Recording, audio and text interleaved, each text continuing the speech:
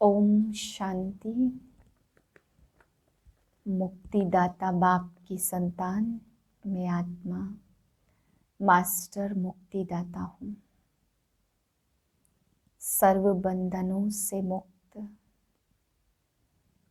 कर्म बंधन से मुक्त मैं आत्मा इस शरीर के मस्तक पर बैठी हूँ। ना आँखों द्वारा देख रही हूँ, ना बोल रही हूँ, ना कानों द्वारा सुन रही हूँ। बिल्कुल शांत हूँ। अंदर की ओर अपनी मन बुद्धि को समेट लें। इस मस्तक पर बैठी मैं साइलेंस में हूँ।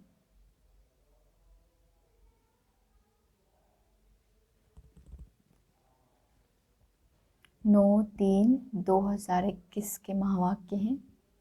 आज बाबा हमको सबसे बड़ा गुण बता रहे हैं, चुप रहना। फिर बाबा ने आज पुरुषार्थ के लिए समझाया कि बच्चे कभी भी ड्रामा कह के नहीं छोड़ो। पुरुषार्थ बिगड़ तो तुम्हें पानी भी नहीं मिल सकता है। इसलिए बाबा कहते हैं अगर ड्रामा शब्द कह के छोड़ते तो ये कर्म सन्यासी के लक्षण हैं। वे कर्म नहीं करना चाहते, इसलिए कहते हैं कि ड्रामा में जो होगा वो मिल जाएगा। फिर बाबा आज समझा रहे हैं कि माताओं की महिमा इतनी क्यों है, माताओं की इतनी पूजा क्यों होती है। बाबा कहते बच्चे, बड़ी माँ यह ब्रह्मा है, यह निमित्त बनती है तुम बच्चों को ज्ञान देने के। फिर संभालने के निमित्त बनती है जगदम्बा माँ सरस्वती, जो सभी को संभालती है और जो बहुत अच्छी मुरली बजाती। उनके ही कारण अन्य सभी माताओं का, तरह तरह की देवियों का गायन है। फिर बाबा आज समझा रहे हैं कि राजधानी तैयार होगी तब जब तुम बच्चे तैयार हो जाएंगे। जिस दिन तुम तैयार हो जाएंगे तो सारी राजधानी भी तैयार हो जाएगी।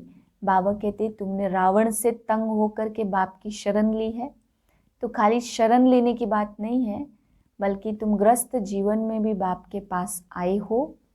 तो केवल शरण से काम नहीं चलेगा, सारा मदार है याद पर। शरण में है या नहीं है वो कोई बात नहीं, परंतु याद में है या नहीं ये चेक करना है।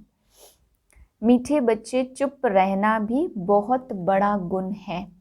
तुम चुप रहकर बाप को याद करते रहो तो बहुत कमाई जमा कर लेंगे। प्रश्न, कौन से बोल कर्म संन्यास को सिद्ध करते हैं? वह बोल तुम नहीं बोल सकते। उत्तर है ड्रामा में होगा तो कर लेंगे। बाबा कहते यह तो कर्म संन्यास हो गया। तुम्हें कर्म तो अवश्य करना है, बिना पुरुषार्थ के तो पानी भी नहीं मिल सकता। इसलिए ड्रामा कहकर छोड़ नहीं देना है।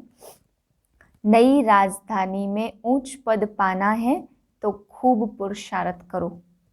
ओम शांति। पहले पहले बच्चों को सावधानी मिलती है, बाप को याद करो और वर्षे को याद करो।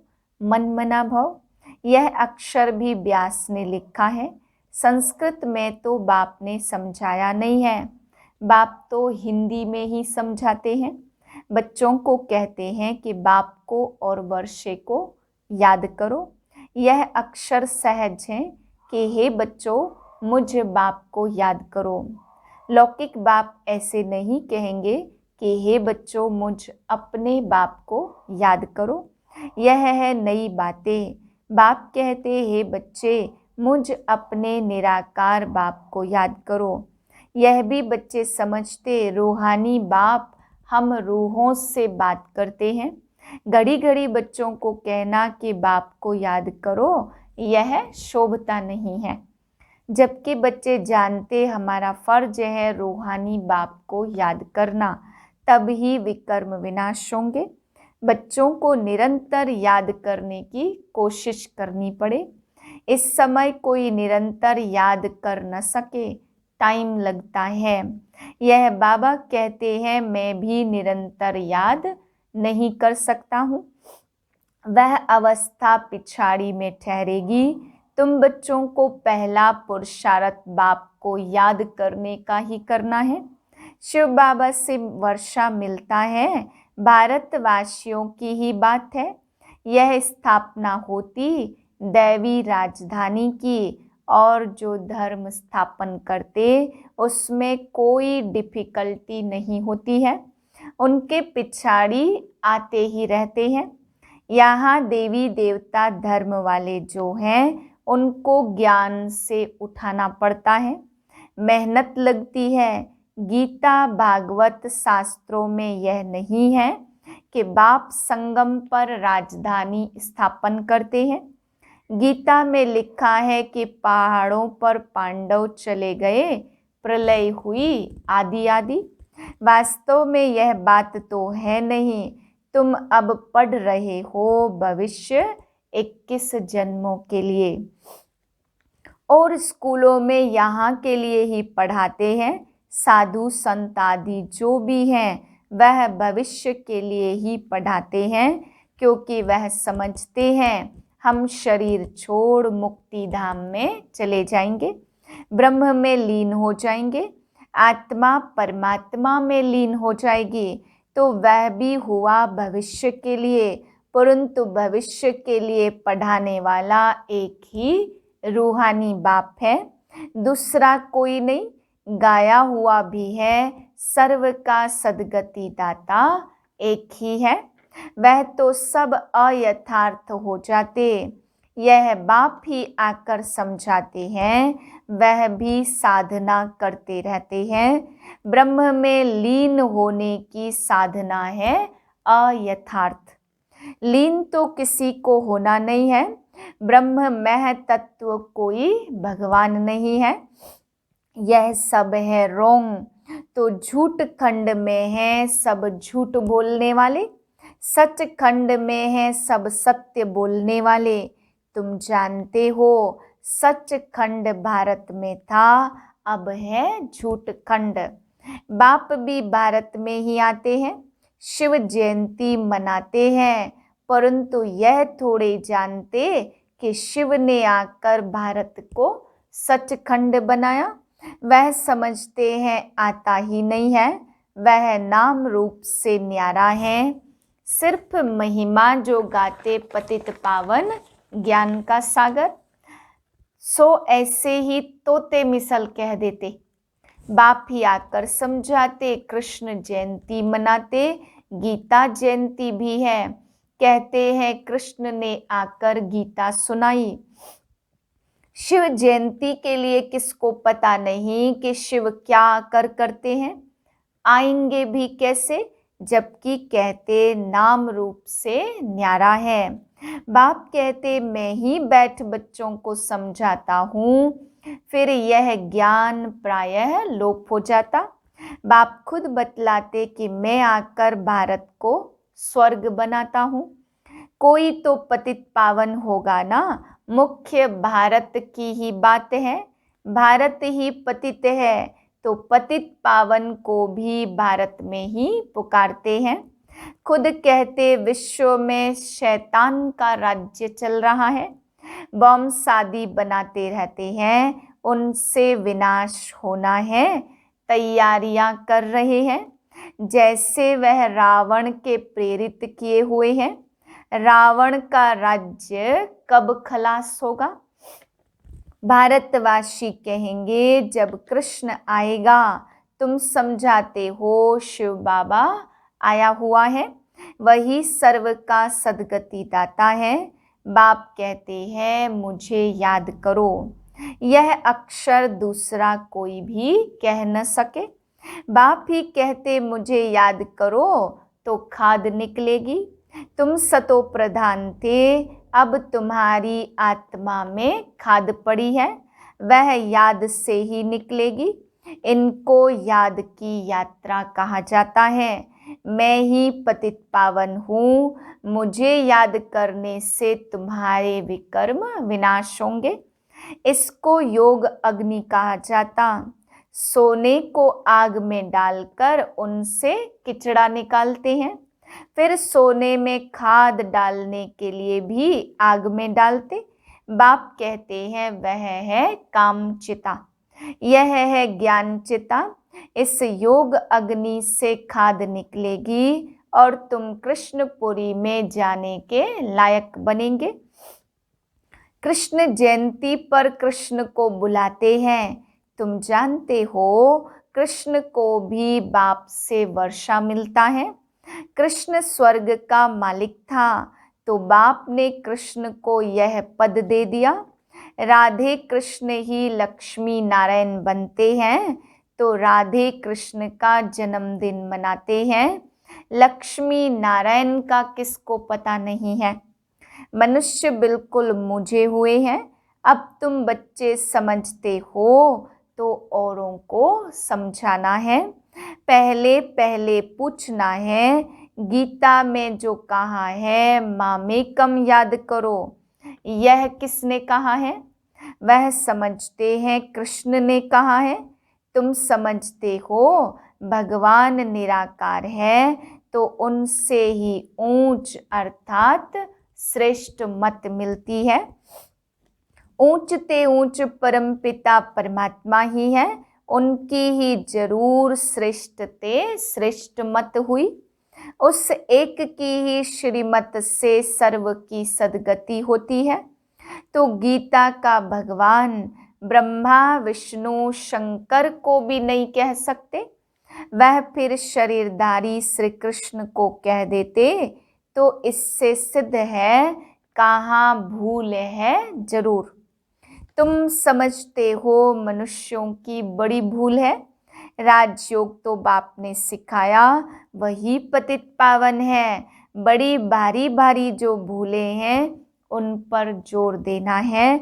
एक तो ईश्वर को सर्वव्यापी कहना, दूसरा फिर गीता का भगवान कृष्ण को कहना, कल्प लाखों वर्ष का कहना, यह बड़ी भारी भूले हैं।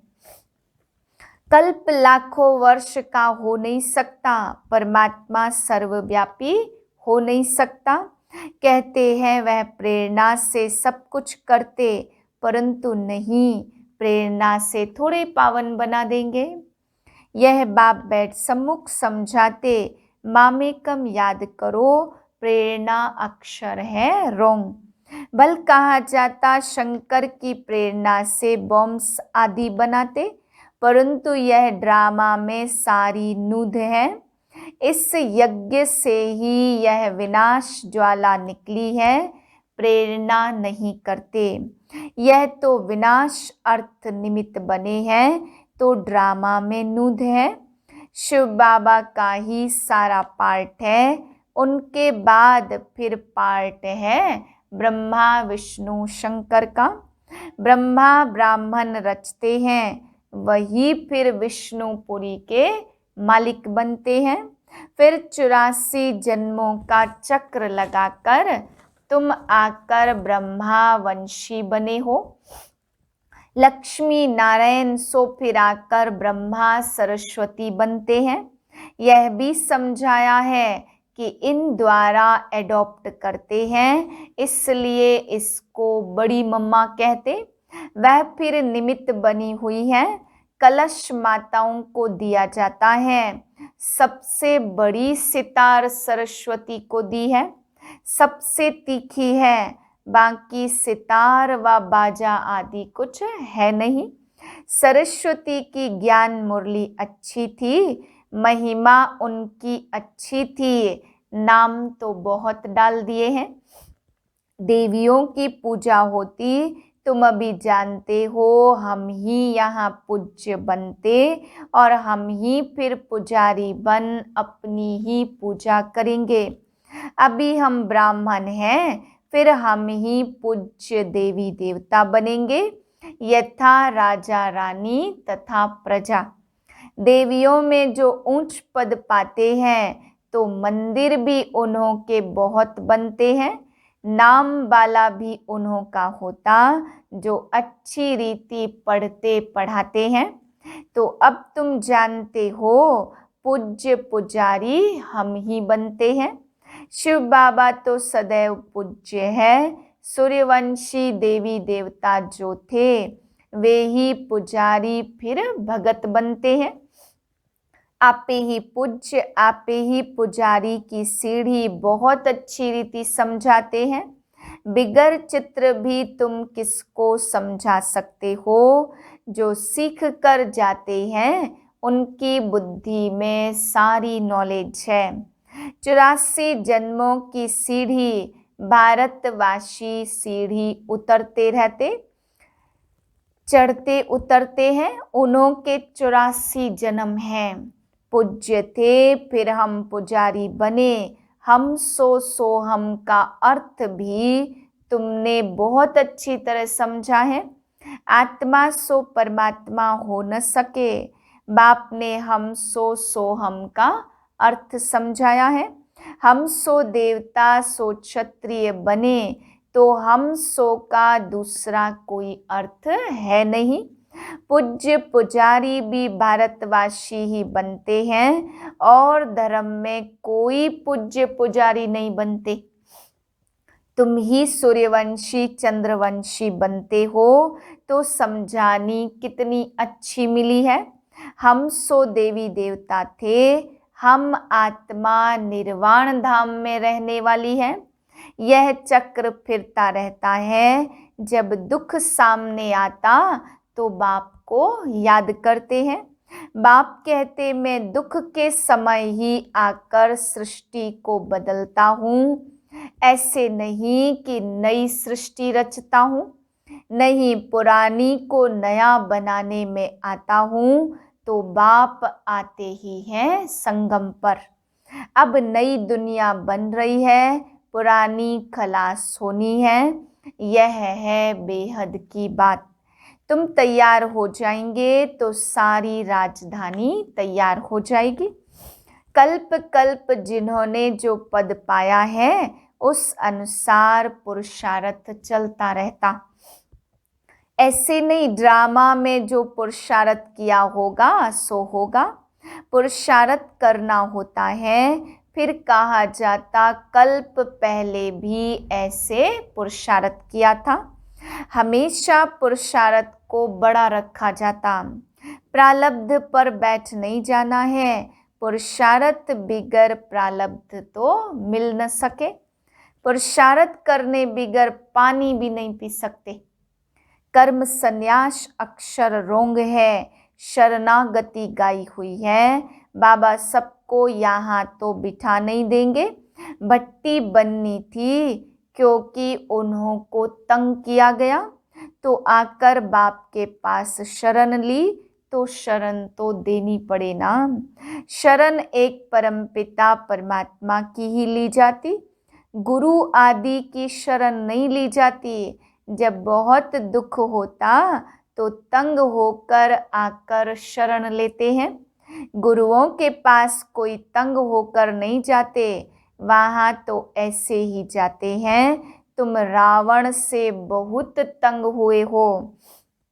अब राम आया है रावण से छुड़ाने। वह तुमको शरण में लेते हैं। तुम कहते हो बाबा हम आपके हैं। ग्रस्त व्यवहार में रहते भी शरण शिव बाबा की ली है। बाबा हम आपकी ही मत पर चलेंगे।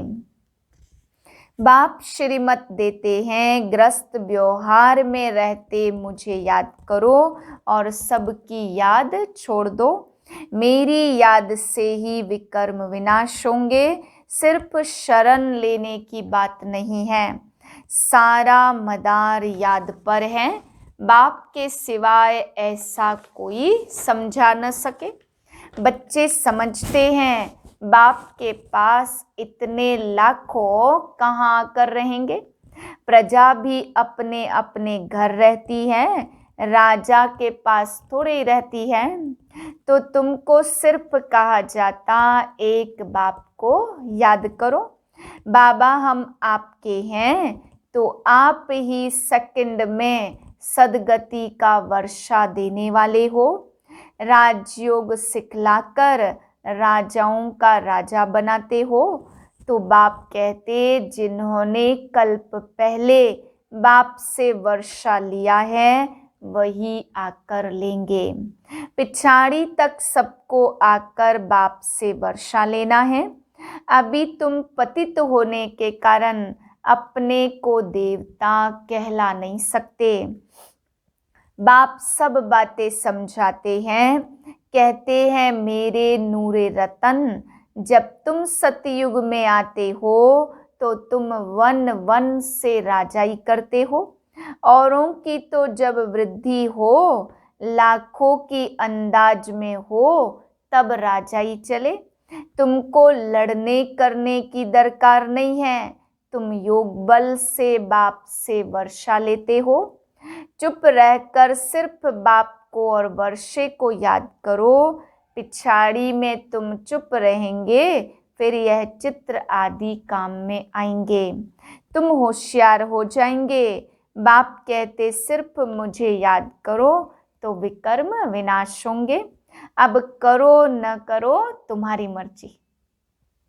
कोई देहधारी के नाम रूप में नहीं फंसना है। बाप को याद करो तो अंतमति सो गति हो जाएगी। तुम मेरे पास आ जाएंगे, फुल पास होने वाले को राजाई मिलेगी। सारा मदार याद की यात्रा पर है, आगे चल नए भी बहुत आगे निकलते जाएंगे। अच्छा, मीठे मीठे सिकिलदे बच्चों प्रति माता पिता बाप दादा का याद प्यार गुड मॉर्निंग। रूहानी बाप की रूहानी बच्चों को नमस्ते। हम रूहानी बच्चों की रूहानी बाप को नमस्ते। धारणा के लिए पहली पॉइंट, किसी देहधारी के नाम रूप में नहीं फंसना है। एक बाप की श्रीमत पर चलकर सदगति को पाना है, चुप रहना है। दूसरी पॉइंट, भविष्य 21 जन्मों के लिए अच्छी रीति पढ़ना और दूसरों को पढ़ाना है। पढ़ने और पढ़ाने से ही नाम वाला होगा। वरदान है अपने स्वस्वरूप और स्वदेश के स्वमान में स्थित रहने वाले मास्टर लिबरेटर भव। आजकल के वातावरण में हर आत्मा किसी न किसी बात के बंधन वश है। कोई तन के दुख के वशीभूत, कोई संबंध के, कोई इच्छाओं के, और कोई अपने दुखदायी संस्कार स्वभाव के। कोई प्रभु प्राप्ति न मिलने के कारण पुकारने चिल्लाने के दुख के वशीभूत। ऐसी दुख अशांति के वश आत्माएं अपने को लिबरेट करना चाहती हैं, तो उन्हें दुखमय जीवन से लिबरेट करने के लिए अपने स्वस्वरूप और स्वदेश के स्वमान में स्थित रह रहम दिल बन मास्टर लिबरेटर बनो। स्लोगन है, सदा अचल अडोल रहने के लिए एक रस स्थिति के आसन पर विराजमान रहो। ओम शांति।